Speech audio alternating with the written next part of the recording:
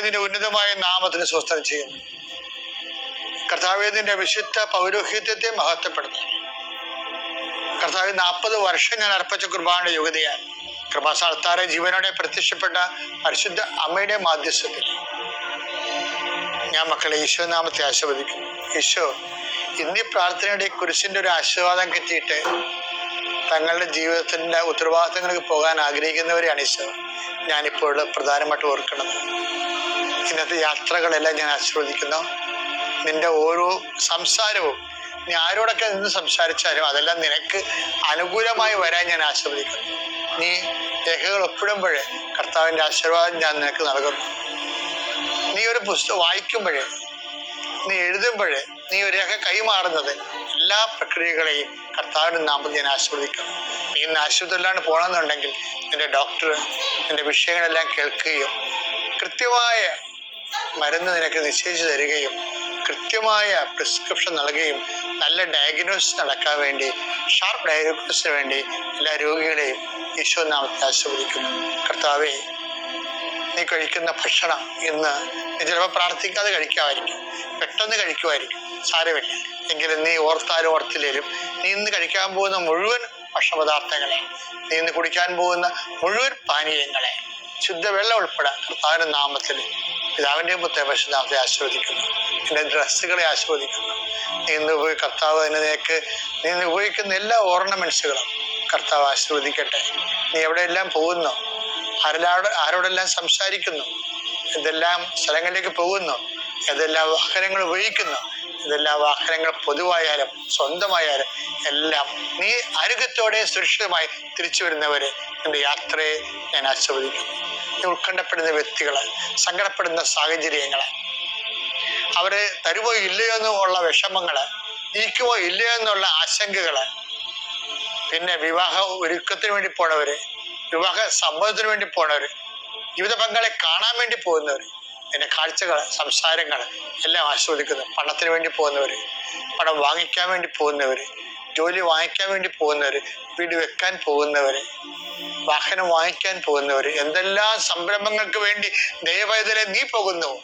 എൻ്റെ 40 വർഷത്തെ കൃപാന്റെ യോഗ്യതയാൽ കൃപാസ്ഥാനത്താറെ ജീവനോടെ പ്രത്യക്ഷപ്പെട്ട മാതാവിന്റെ മധ്യസ്ഥത്തിൽ യേശു നാമത്തിൽ നീ തിരിച്ച് സുരക്ഷിതനായി സുരക്ഷ വരുന്നവരെ കർത്താവ് നിന്നോട് കൂടി. കേരളത്തെ ചിരിപ്പിക്കുകയും ചിന്തിപ്പിക്കുകയും നമ്മുടെ സാമൂഹ്യ പൊതുബോധത്തെ റിനോവേറ്റ് ചെയ്യാൻ പരിശ്രമിക്കുകയും ചെയ്ത ഒരു സാമൂഹ്യ പ്രതിബദ്ധതയുള്ള ഒരു നടനായിരുന്നു ഈ ശ്രീനിവാസൻ എന്ന് പറയുന്നത്. അയാളുടെ വിശ്വാസം എന്ത് തന്നെയായാലും അയാൾ സമൂഹത്തിൻ്റെ ആശാസ്യമല്ലാത്ത ചില നിലപാടുകളെ അദ്ദേഹം വളരെ നർമ്മത്തിൽ പൊതിഞ്ഞ് അതിനെ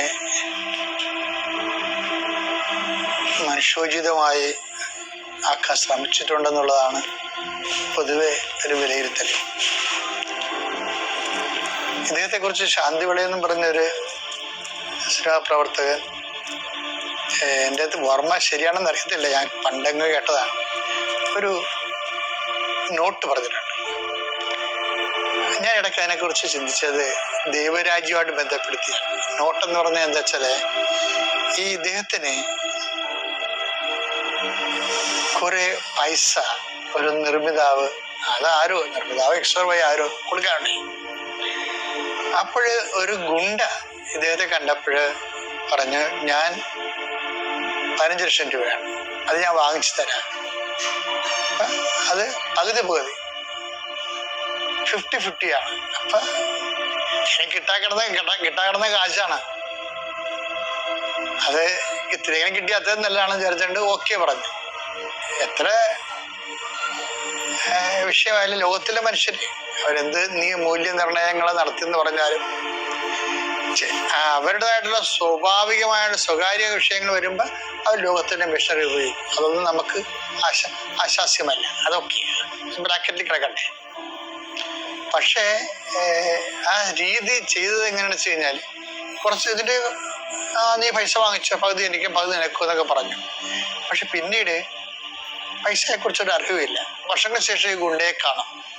പറഞ്ഞ് നീ ആ പൈസ വാങ്ങിച്ചില്ലേ?